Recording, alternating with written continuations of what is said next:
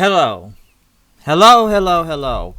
And welcome to my Smackdown review, or should I say, the final Smackdown on the USA Network tonight before they go to Fox next week, next Friday, because this will be the final time you will see Smackdown on Tuesday as they are moving. We all know that, but like I said before, it's the final time you're going to see them on this channel before they move to Fox on Friday nights. And, one thing I want to say before I get into this show, I don't know if anybody had this problem with this screen tonight, but something looked different. I know the show's live and everything, but something looked different from a production standpoint. And someone put it out perfectly online that it looked like it was it looked like it was being encoded, or some type of frame rate production was off, because it was live, but it looked like it was from a cinematography tape type of live. So something about the show was just kind of strange. Okay, I don't know, but it was like that most of the entire night. Like, why is it just something that was really different about it? And it's like I couldn't put my finger on it until someone put it out there. If you had this problem about watching this show tonight, tell me, because I noticed that while watching on the screen tonight. I know it wasn't me or some type of lagging going on, but something from a production standpoint just looked very different. Okay, so that's my thoughts on that real quick. But immediately as the show kicked off for SmackDown, they showed a video package of what happened last week with Eric Rowan and Luke Harper beating up Roman Reigns and Daniel Bryan. Next thing you know, Eric Rowan came out with his new music. He pretty much said that what he saw was a work of art. Some people paint, some people sing, but what he does is annihilate, as he said. And Rowan pretty much says, do not call him an artist, but a creator. His creative violence demands respect. Some people chanting "you suck" as the crowd refused to respect him, as he said, and view him as a subhuman. Rowan pretty much said that he's a believer in the phrase that that might makes right, and if you can destroy your enemies, that makes them right. Roman knows he's right. His old friend Dan there knows he's right. The entire SmackDown locker room knows he's right. Next thing, Daniel Bryan comes out. And Rowan feels disrespected and thinks he's right, huh? You can earn some respect if you fight me right now. So, not a bad promo. I will say the crowd was hot for Bryan coming out there. Massive yes chance. Basically the guy's a face again now, pretty much. So, he was massively over as usual. But a good promo, I will say that, from both Rowan and Bryan to kick off the show. This was actually a good match, to be honest. Very time consuming in the beginning. I know it's a little tough to get through most of the commercial breaks, but the crowd was into it. Basically, throughout most of this match, him getting towards the end, Luke Harper had appeared. Bryan saw him, pretty much hit him. Hit him with a.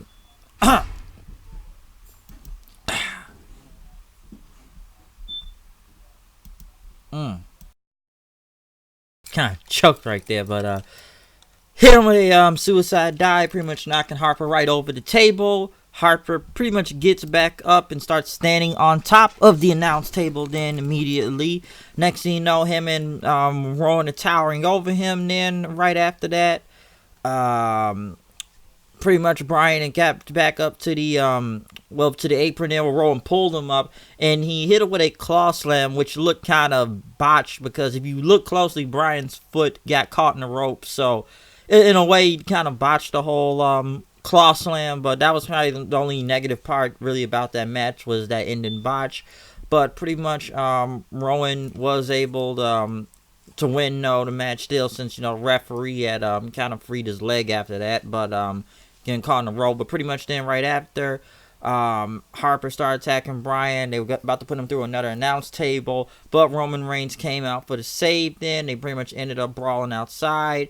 Bryan got back into the ring with Harper, hit him with a running knee. Roman hits the spear on Rowan then. Pretty much Rowan had tried to help Bryan up, but Bryan slapped his hand away and pretty much got on the microphone. He says, listen, I only want one answer, and one answer only. If the crowd wants us, me and Roman, to kick Harper and Rowan, pretty much kicked their disrespected asses, pretty much. The fans pretty much immediately chanted yes chants right after.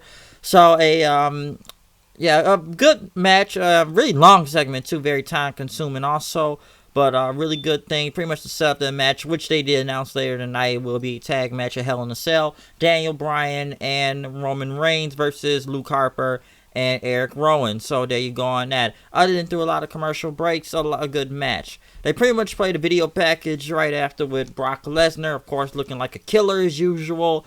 And then they went to Kofi Kingston, getting an interview with another sit-down interview by Michael Cole this week. As Kofi, which was kind of more joking around, as he said, pretty much as he said, I accepted the challenge because he promised to be a fighting champion. Cole asked him, do you feel the pressure against Brock Lesnar? He said yes, but he said he's at the top of his game, and, he's not ready to give up the WWE Championship just yet. Kofi was really not really kind of worried about Brock in this interview. He looked kind of, in a way, happy-go-lucky, or just the usual Kofi. Didn't really look that different, to be honest, but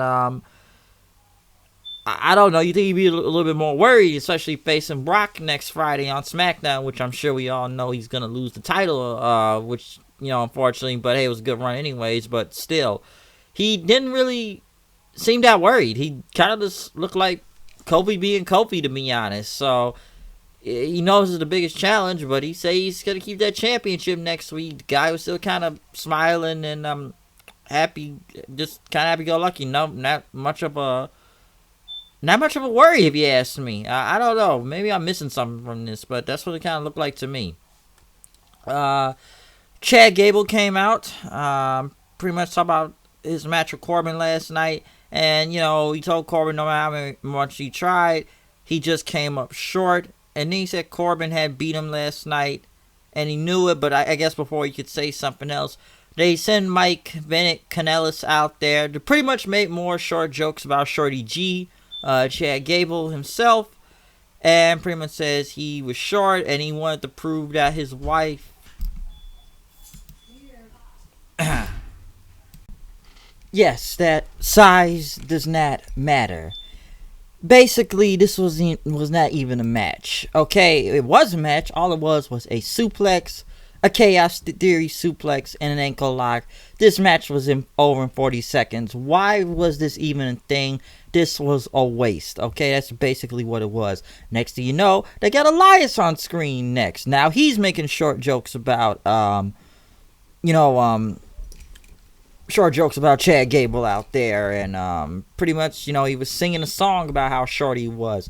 Listen, this was a waste of time. Why do they got Chad Gable fighting jobbers now? I don't know. Mike Bennett, I'm surprised this guy even still has a job, to be honest with you. I'm very serious. Like, okay, what? So he's on Raw, he's on 205, he's on Smackdown. What difference does it make? I ask you, what difference does this make, though? It makes no difference, okay?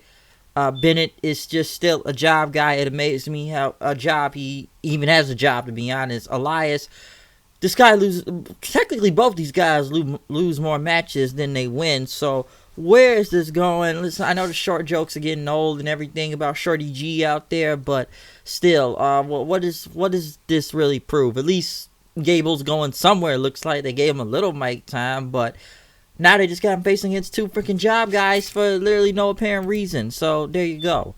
Next, pretty much right after that, though, Charlotte was looking for Carmela. She asked Truth where he was at. First, she's now the 38, 25, 7-11 champion, the 24/7 champion, okay? And pretty much about to get that tag match later on. Carmela, well, even though Charlotte wondered, like, why are you even helping me, pretty much? And Carmela says she's not the Bayley I once knew. And Charlotte says, listen, she's exactly the Bayley she's always known, okay? Pretty much Truth did a woo, and they pretty much walked out ready for their match, okay? Pretty much right after that, then, what they showed the USA Network, talked about the Fox next week. Pretty much, the SmackDown announced team pretty much thanked USA for being on the network for the past years, before they moved to the new channel next week. Charlotte and Carmela went against Sasha and Bayley. The match was alright, but then again, the thing that doesn't make sense at the same time is that why are Charlotte and Carmela friends now? I don't understand that. Because why are they even teaming together? Because when you look at it, the last time you can really say about Charlotte and Carmela, they were in a feud before. So it still makes no sense to even why Carmela even helped. And even her reason doesn't make a lot of sense at the same time, too. Listen, you already knew Carmela was most likely going to take the pin or tap out in this. So, yeah, Sasha pretty much hit the bank statement on her. Pretty much right after Carmela is being carried by Truth as the... You know, and I'm going to hate saying it's unfortunate for like 3 or 4 of these people, but the women start running after the 24/7 title, Mandy Rose and Sonya. Ember Moon just, I don't even know why they even got her chasing for this belt. And Asuka and Kairi. And by the way, Kairi Sane is like using like the periscope because of the whole captain thing to chase after Carmela for the title. So it looked horrible. You know, I just sit there and I look at Asuka and Kairi. First of all, I forgot they were even still a team on the show, to be honest with you. I really did. And it's just horrible. I know some people are already saying they just wish they go to AEW or whatever, or it was Asuka. Asuka's not even the same person to me anymore. I've said it before, Asuka was a killer at one point, and now I just don't even know what to say about her. Kairi should have just stayed on NXT, still tagging with Io Shirai with the Sky Pirates and everything. Ember Moon, they just continue to bury her also, but that just looked horrible, and I'm sure a lot of people are already pissed about that anyway, so you could tell how horrible that was. So there you go. But other than the usual 24/7 subjects, women edition this time. Pretty much right after Sasha and Bayley started attacking Charlotte, Becky came out for the save then right after and pretty much kicked both of their asses. So once again, they got Sasha and Charlotte in a way looking weak pretty much. So there you go. Pretty much then they went to talk about Shane McMahon and Kevin Owens as Shane was talking to his lawyers throughout the night. He got a video package. Mustafa Ali came out for his entrance as he was getting ready to face Shinsuke Nakamura again. Why is that on the pay-per-view for the title? But there's Sami Zayn do his entrance. One thing I can say about this match is that, number one, the first suicide dive that Mustafa Ali looked very deadly and almost looked like he broke his neck on his way down, pretty much nearly killing himself, but he looked like he rolled in the nick of time to hit the announce table. This was not a bad match, but even his second dive on okay, this is not good. But his second dive, pretty much jumping out of the ring, which he looked like he didn't even hit Nakamura. I don't know whose fault it was, but when he jumped over the referee and almost like did like a running, I wouldn't even say the 450, but maybe a cent. Oh, this is a big dive out the ring, but Mustafa Ali pretty much he recovered himself by rolling down. So that was his way to save himself pretty much without, I guess, hurting himself. Of course, he chased Sami Zayn, dancing Sami out there at one point. Runs back in the ring, gets hit by a Kinshasa, and there you go. That is the end of the match. So Dancing Sami continues to get involved in the shenanigans, but not a bad match, but them dives looked a little bit off by Mustafa Ali, though, pretty much. But maybe it'll be a match at Hell in a Cell for the title. I'm assuming it will be, but I do not know at the same time. But yeah, they got to keep Dancing Sami with him. I'm 50-50 on this whole thing regardless. One thing I do like it, but then again, I just don't see Sami Zayn's purpose in this at the same time other than being an annoying heel manager. The New Day went against the B Team. I don't care. This literally meant nothing. This was just there to be there. And the New Day pretty much, they went and hugged the San Francisco 49ers after that. George Kell and them. So this pretty much tells me right now they got nothing for the New Day. That's basically what I can say from this. So what do you want me to say from it? That it meant something? I don't know. And I talked to my friend. There's a reason why I guess he doesn't watch SmackDown Live, because now I remember he told me that this show was horrible. He said it was garbage. My friend Steven, he just did not like the show, so he wasn't really into it. They had Mandy Rose handing out copies of her Maxim magazine to people.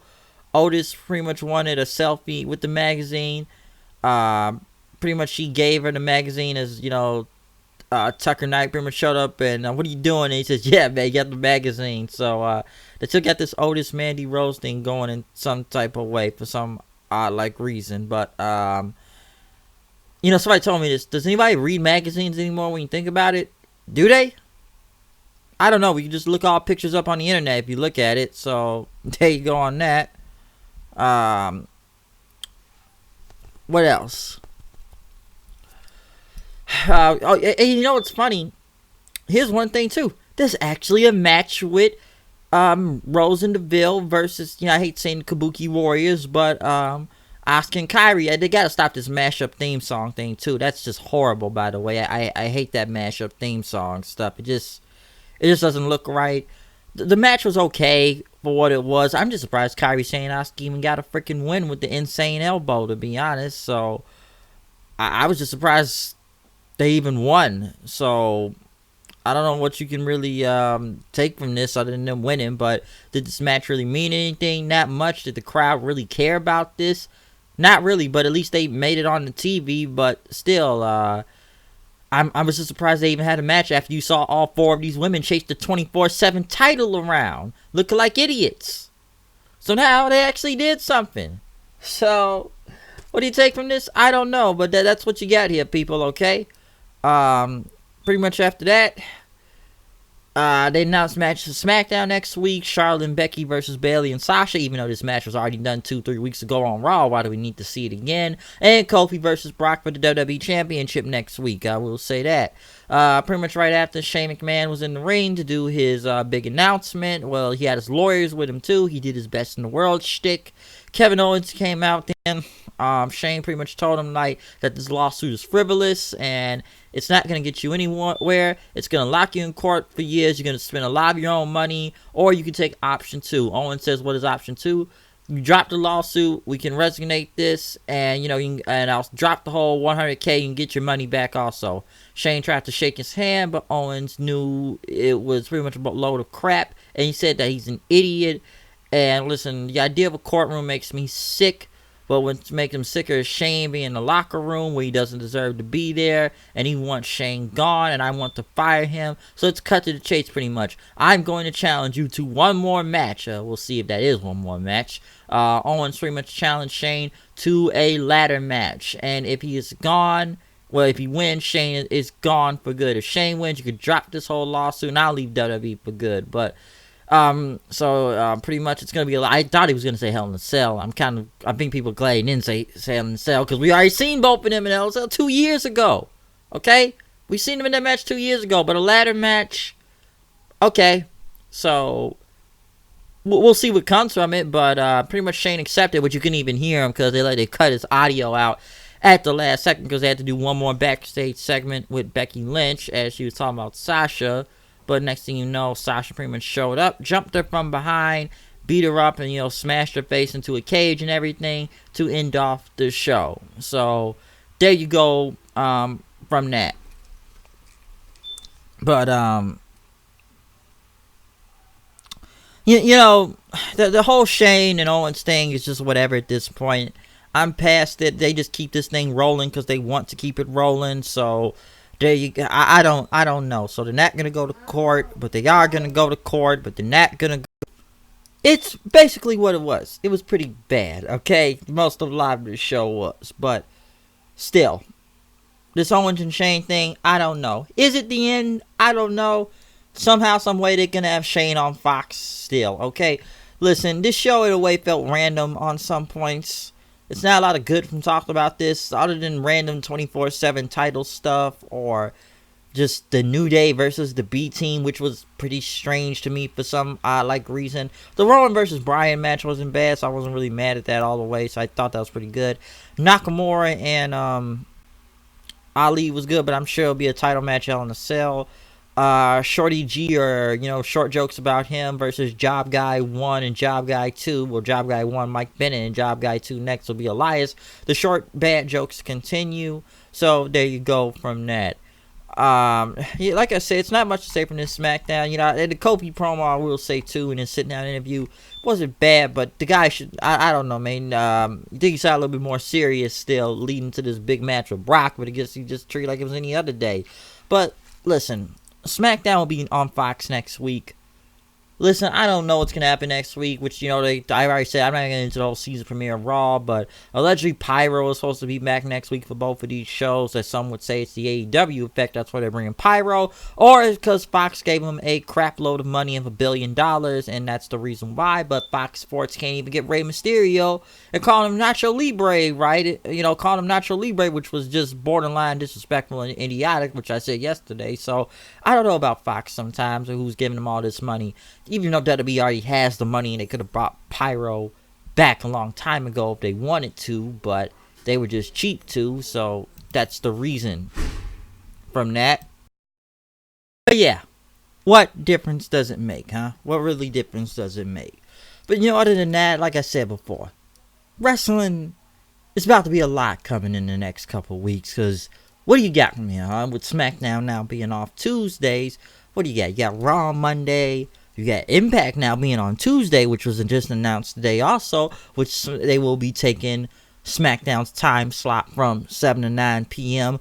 on Access TV. So that was the smartest move they could and logical move. Thank God they didn't pick another day, because Tuesday was the best day to pick. They'd be fools not to pick it. You have Wednesday with AEW versus NXT. The war begins next week, so watch out for that. So it's not really never going on Thursdays. And Fridays, you have SmackDown. So it's gonna be a lot of wrestling chock full of throughout the week now. And unless you want to count any other show that you watch from, I don't know, New Japan for whatever day that is on, or MLW, or Ring of Honor, or anything that's out there that you watch, the wrestling landscape is very loaded. Is there really a lot of time to watch all these shows? No. Somehow I will figure it out throughout the entire week, but like I say, man, there's a war coming and things are changing for several different companies right now. So what's going to happen next? I don't know, but we shall see. As for SmackDown being on the final night of USA, in a way, business as usual as they continue on. And anyway, next week will be business as usual, other than the big premiere of going back to Friday Night SmackDown. I hate calling it premiere. I know it's Fox because there was already a Friday Night SmackDown before, but they got to make this look good as possible. I guess allegedly maybe a new set too, but I'm not really sure if that's going to be true all the way in that, but since Fox is putting in a lot of money, I'm sure it will be. Other than that, it's just usually business as usual with SmackDown, only some little good things, a lot of it being garbage as usual, but yeah, what do you want to take from this? I don't know. I'm sure a lot of people will be happy when the draft happens, but some of these people I just don't even know in this company anymore, right? More and more I just look at Asuka and I just kind of say, like, when's your contract coming up? I kind of wanted that sometime when you think about it, so there you go from that. But other than that, comment, subscribe, tell me what you thought about SmackDown tonight. Check out my Raw review and any other reviews that are posted up right now online. Follow me on Twitter at HoodedKnight890. I'm out of here, and we will be back tomorrow with an NXT review. I'm out of here. I will see you guys later. Peace out.